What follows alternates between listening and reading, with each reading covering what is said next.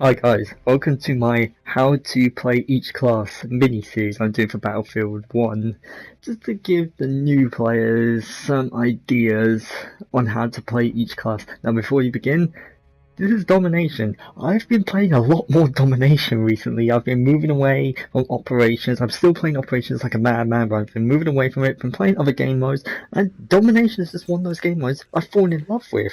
It's one of those game modes I can just hop into whenever I feel like, just playing a couple of quick matches of Battlefield, same with Team Deathmatch, and even same with War Pigeon from time to time if your team is extremely one-sided. But in the case, I'm expanding my horizons, I'm playing some new game modes. Let's get into this. Now we're actually beginning with how to scout, because this is a class I've been learning to play myself. I've been slowly ranking up and leveling up this class. I'm at rank 4 with this class. And to be honest, I'm quite enjoying playing the scout. I still like to have a balanced squad, so if we have 2 or 3 scouts on the team, I won't play a scout. You know, I'll say to myself, okay, how can I benefit the team?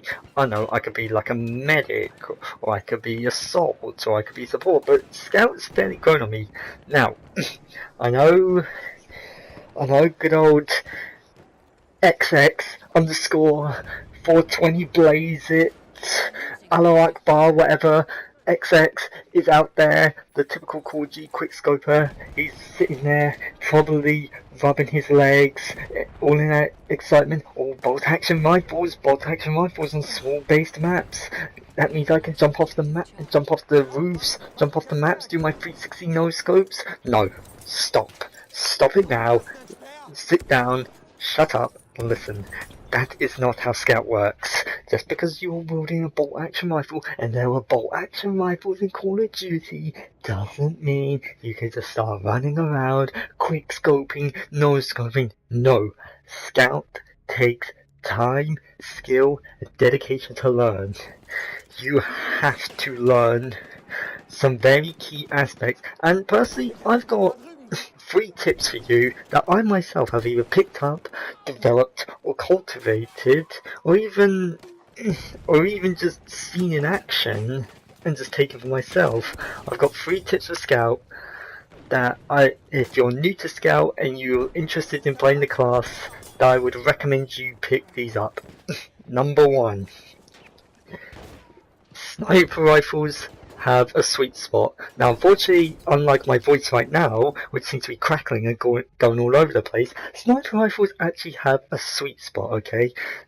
Let me give this to you as an example. This is just an example. This doesn't apply to any rifle that I've used so far in the game, although I haven't exactly used all the rifles. I may stick to infantry-based rifles because I like to get in and still play the objective, get in close quarters, but I know sniper rifles are good at range. Anyways, let's take this as an example.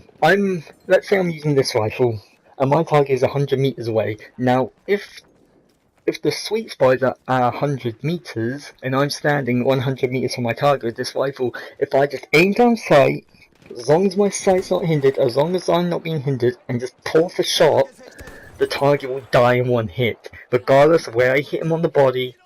As long as it's on the body, hell, maybe if it could even hit on the legs. I haven't tested this out, but as long as you're X amount of distance, and that X amount of distance is the sweet spot. So if you want to put this in, like I say, an algebra term, X equals S equals money equals success.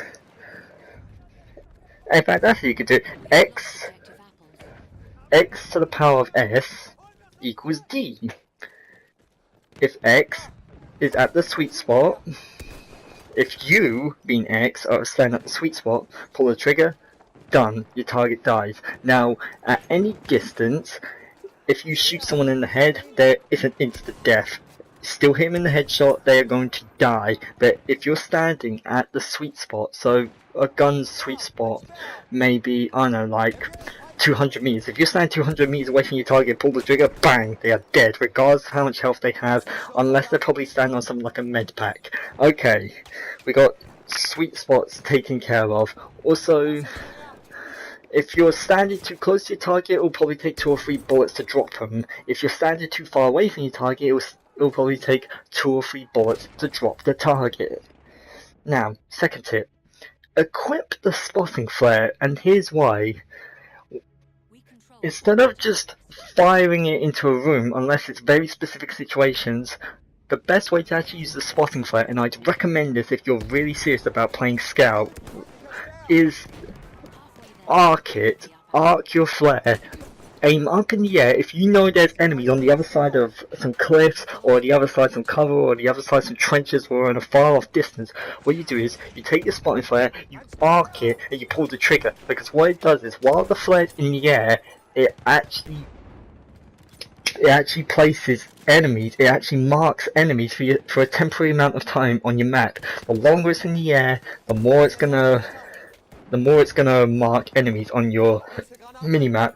But at the same time, if you just fire it straight up into the air, you're not really gonna do much. So you have to find this compromise where you aim it at a distance if your target's a long way away, but also give it enough trajectory that it will stay in the air for as long as possible, so it actually helps your team out for most of the time. And so we got the sweet spot on sniper rifles, the required distance you have to stand at for your targets to be dropped in one shot. You've got spotting flares, which is probably the best tool for this class. Honestly, the best tool, because it helps out everyone in the team. Finally, my third tip is actually pick your secondary weapon wisely. I usually run with revolvers in all my classes. However, if you're someone that really likes to panic spam or spray and pray their pistol in times of emergency, then you're gonna want something like the 1911, because that gun I found is just brilliant for spraying down targets. If you're someone who can accurately place and pinpoint their shots, and much loves a good old kick of power, then pick something like a Magnum or a revolver. Pick your sidearm well, because I've been in certain situations where I found that it's too close for comfort, where your target's too close to you, and obviously when you fire a bolt action rifle, you then have to load up the follow-up bullet into the chamber by pulling back the bolt and pulling it back in.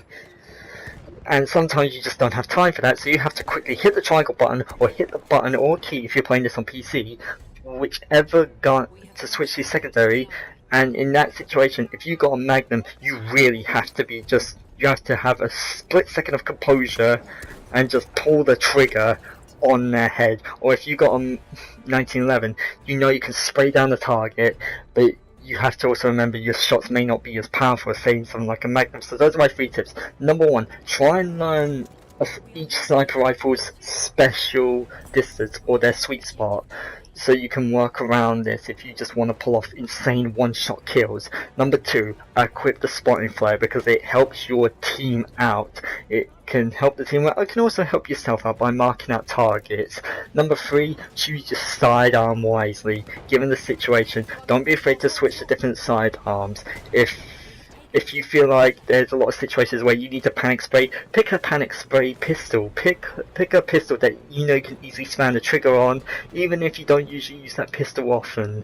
Anyway, those have been my 3 tips on how to play Scout. I'm absolutely loving this class. Despite me not being the best at it, you may think that was a good bit of gameplay. That was just me on a good day, so trust me, Scout is a class that takes a lot of time to learn. But anyway, I hope these 3 tips help you in becoming a better Scout. I'll see you.